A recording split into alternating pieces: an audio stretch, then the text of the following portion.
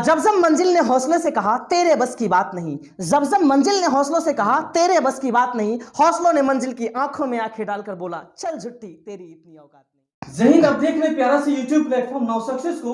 दोस्तों हमारे बीच एक ऐसे गेस्ट आए हुए हैं जो कि मुझे लगता है कि क्षेत्र के सबसे युवा शिक्षक है। तो चलिए आज के जितने भी हमारे पास क्वेश्चंस है वो क्वेश्चन सर से हम पूछेंगे। तो क्वेश्चन पूछने से पहले सर का हम परिचय लेते हैं। जैसा कि मुझे पता है कि रैंकर्स इंग्लिश एजुकेशन नाम से भड़वाड़ा में संस्था चलता है और YouTube पे भी अच्छा सर मेहनत कर रहे हैं। तो सर के अंदाज में हम परिचय लेना चाहते हैं। सबसे पहले मैं आप सभी को दिल से धन्यवाद देना चाहता हूं और मेरा नाम पंकज कुमार हुआ।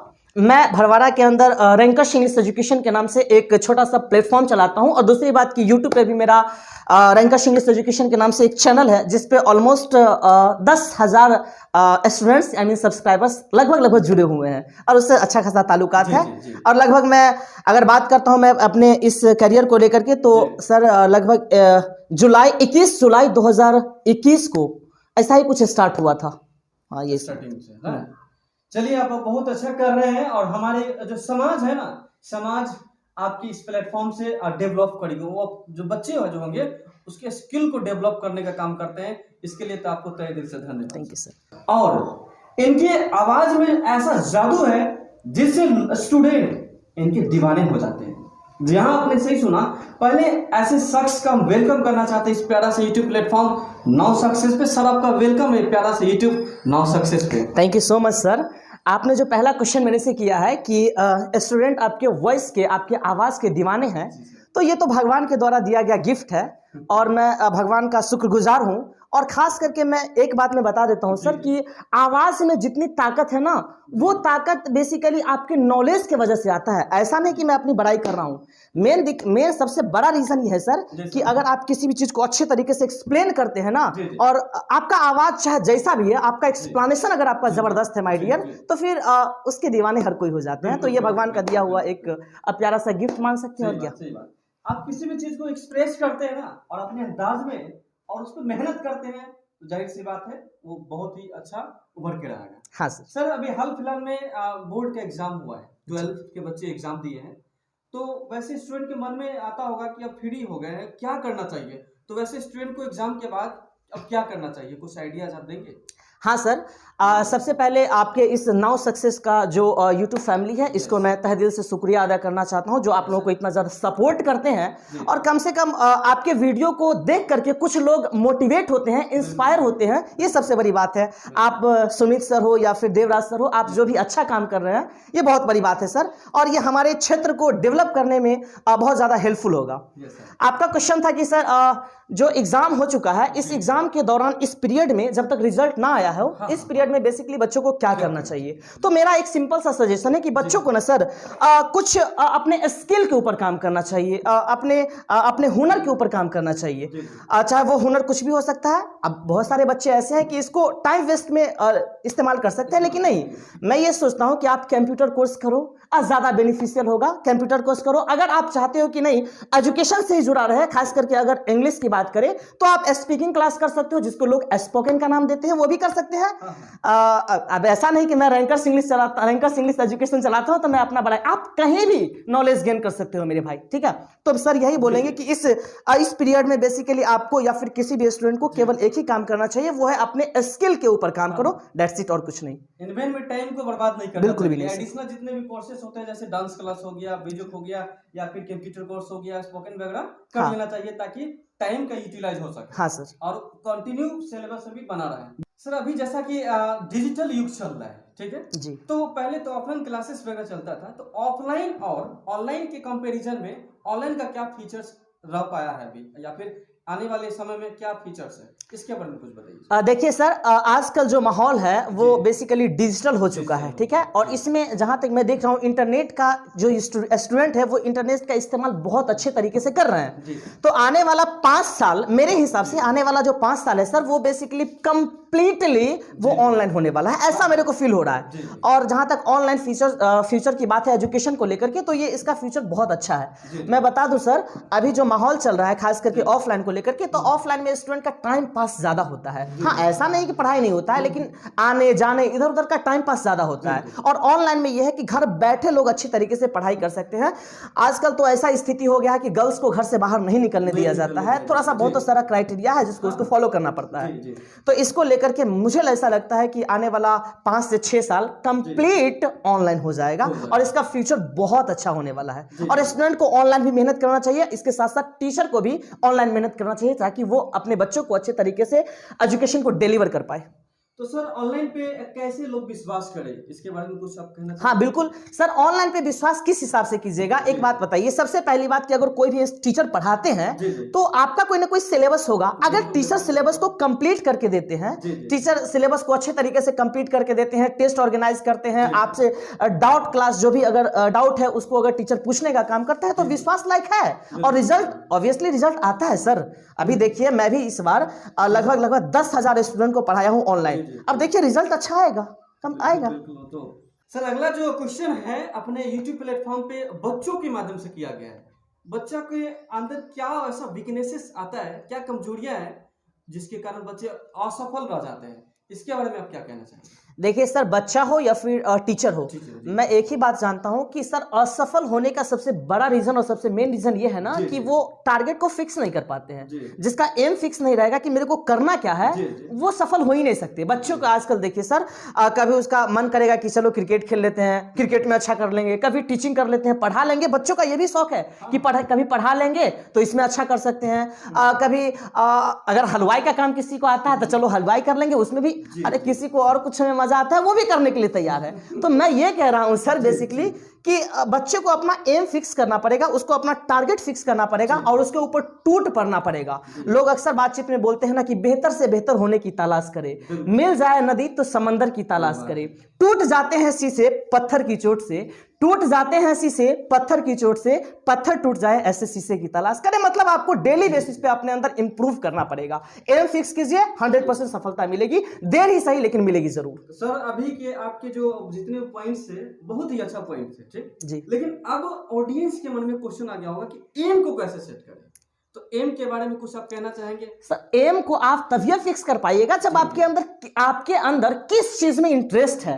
भाई मेरे, आपको अगर इंटरेस्ट ही नहीं रहेगा, आप अगर सर चाहिएगा नहीं कि जिसमें आपको इंटरेस्ट ही नहीं है वो आपका एम हो ही नहीं सकता। सिंपल सी बात है। यानी आपको सबसे पहले आपका इंटरेस्ट को फाइंड करना पड़ेगा। आप अपने इंटरेस्ट को इवेलुएट कीजिए कि हाँ हमको किसमें मजा आता है, उस पर टूट पड़िए, वही आपका एम है। सिंपल सी बात है। ठीक है सर। सर बहुत ही अच्छे अंदाज में दिए हैं कंटेंट को, आप इस चीज का यूटिलाइज कीजिए और अपने लाइफ में बहुत ही आगे तक जाइए। आप यूटिलाइज कीजिएगा और एम सेट कीजिए पहले, उसके बाद उस एम के पीछे टूट पड़िए, मेहनत कीजिए, सक्सेस होइएगा। सर जैसा कि हम लोगों को हमारी टीम के पास ऐसा सुनने को मिला है, हम लोग ने सुना है कि आप YouTube पे, जैसा कि इस बार सुनने को मिला है कि 10,000 से ज्यादा स्टूडेंट आपके YouTube के माध्यम से पढ़े, तो आपके पास ऐसा आइडिया कहाँ से आया कि आप YouTube पे आ गए और YouTube पे टूट पड़े हैं और उस पे बच्चे भी आपके रैंकर्स इंग्लिश एजुकेशन पे टूट पड़े और इस बार एग्जाम भी दिए? देखिए सर, एक बात बताते हैं ना, बहुत सारा स्टूडेंट का ये कंप्लेन रहता है कि सर इंग्लिश जो है ना वो समझ में नहीं आता है। इंग्लिश ना रट्टाफिकेशन का चीज है, रटना पड़ता है। जिस तरीके से लोग अक्सर बातचीत में बोल देते हैं कि इतिहास को लोग रटता है, अबे रटने का कोई सिस्टम नहीं है। मतलब इंग्लिश में रट्टाफिकेशन नहीं है, उसको रटा नहीं जाता है।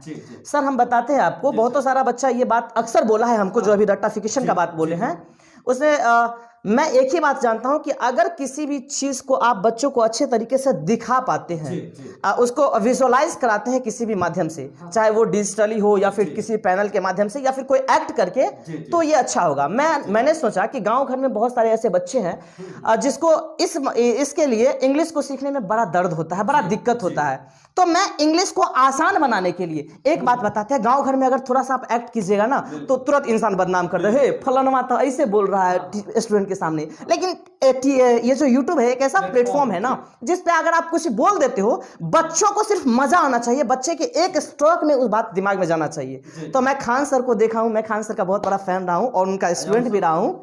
तो उनका स्टूडेंट भी रहा हूं, तो वहां से मैंने देखा कि नहीं, डिजिटली पढ़ा बहुत बच्चों को पढ़ा सकते हैं। सच बोलिए सर, एक साल के अंदर कोई भी इंसान 10,000 को ऑफलाइन जिंदगियों में पढ़ा पाएगा? कभी नहीं पढ़ा पाएगा। तो मेरे दिमाग में एक बात आएगा कि अगर मैं यूट्यूब पे आता हूं तो मेरे साथ बहुत सारे स्टूडेंट्स जुड़ेंगे, और मेरे साथ ऑब्वियसली 10,000 के अप्रोक्स में स्टूडेंट जुड़े, उसको मैं पढ़ाया, जो अपने आप को काफी ज्यादा सौभाग्यशाली मानता हूं। मेरे दिमाग में यहां से मतलब एक ही दिमाग में बात आया कि सर हम लोग अचानक से स्ट्राइक किया कि चलिए यूट्यूब पे हम लोग क्लास करते हैं, और ऐसा कुछ नहीं था। और जो भी आपने अचानक से ये सोचा, बड़ा ही अच्छा सोचा है, क्योंकि अपने समाज का कुछ क्राइटेरिया होता है जो गर्ल्स के लिए जो है ना ज्यादा दिक्कत होता है। तो वैसे स्टूडेंट आपके इस YouTube प्लेटफॉर्म से जुड़ के पढ़ पाएंगे। और ये इसलिए भी अच्छा है क्योंकि क्लास तो 20 ही बच्चे से स्टार्ट कर सकते हैं। मैं 2 बच्चे से स्टार्ट किया था। 2 बच्चे से आप स्टार्ट किया था ना, लेकिन मैक्सिमम पूरी क्लास में देखा जाए लोकेलिटी में तो कितना बच्चा बैठ सकता है? 20, 40, 50, 100, 200। लेकिन YouTube एक ऐसा प्लेटफॉर्म है जहां पे अनलिमिटेड स्टूडेंट पढ़ सकता है, बिल्कुल, जितना चाहे पढ़ सकता है। वो भी अभी फ्री में पढ़ाया जा रहा है क्या? हाँ सर। हाँ, लेकिन जिसके पास पैसे नहीं है और वो चाहते हैं कि आपसे जुड़ के इंग्लिश पढ़े, तो आप बड़ा ही अच्छा प्लेटफॉर्म को तैयार किए हैं, रैंकर्स इंग्लिश एजुकेशन, जो कि बहुत ही फायदा मिल रहा है स्टूडेंट को जी। चलिए, इसके लिए आपको once again thanks sir. Sir, जैसा कि हाल ही फिलहाल में हम लोगों को देखने को मिला है कि आपके चैनल पे एक वीडियो था जिसमें आप बता रहे थे कि ओनली 201 रुपया में पूरे 12 का कोर्स कंप्लीट करवाने वाले आप। इसमें कैसे ये हो पाया? देखिए सर, बात ये है ना कि मैं एक ही बात ना बोला आपको कि सर जी, जी। अभी बिहार में जो एजुकेशन का जो माहौल है, ये बेसिकली बहुत सारे ऐसे टीचर को देखते हैं कि वो 1 रुपया के पीछे एकदम टूट पड़े हुए हैं, एकदम टूटते हैं। 10,000, 5,000, 6,000 इतने में पूरा कोर्स, पागल हो।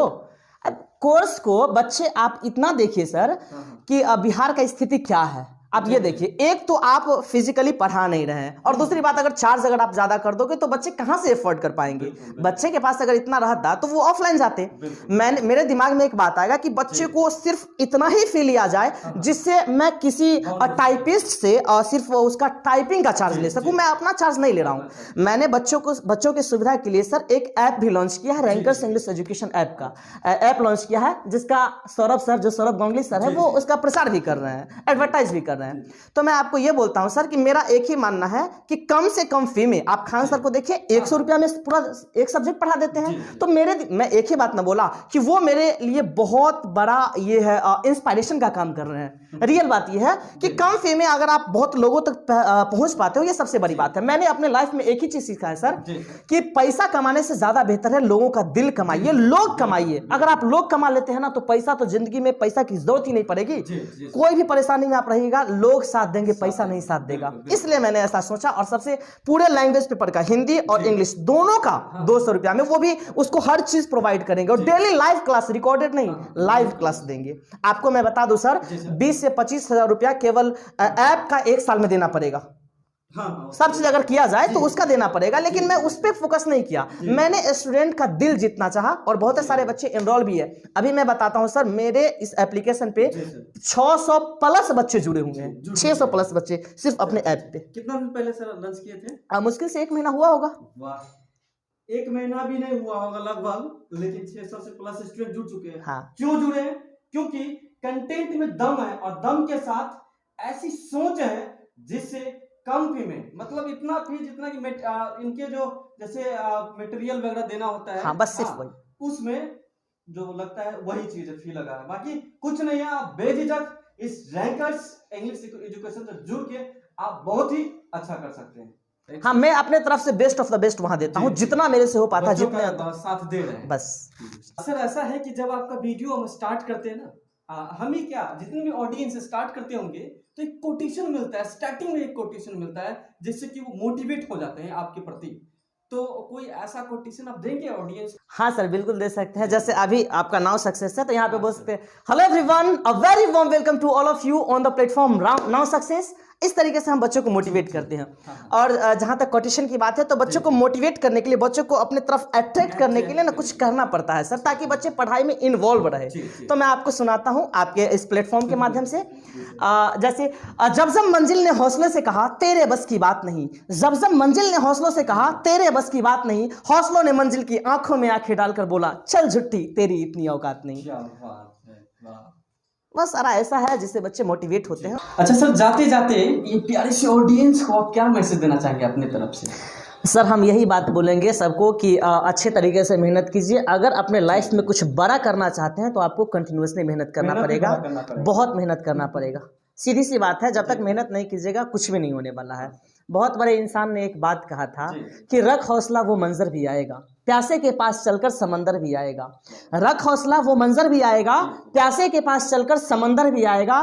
थक कर ना बैठ ए मंजिल के मुसाफिर, मंजिल भी मिलेगी और मिलने का मजा भी आएगा। मेहनत जितना ज्यादा कीजिएगा मजा उतना ही ज्यादा आने वाला है बस। और इस नाउ सक्सेस को सपोर्ट कीजिए, सब्सक्राइब कीजिए, क्योंकि अच्छा अच्छा कंटेंट आपके सामने डिलीवर किया जा रहा है। एक अच्छे अच्छे शख्स जो इनके नजर में लगता है कि कुछ है, कुछ भी तो है यार, इसलिए आपके सामने डिलीवर करते हैं। तो थोड़ा सा इसको भी सपोर्ट कीजिए। चलिए, आप सभी दर्शकों को बहुत बहुत आभार। धन्यवाद।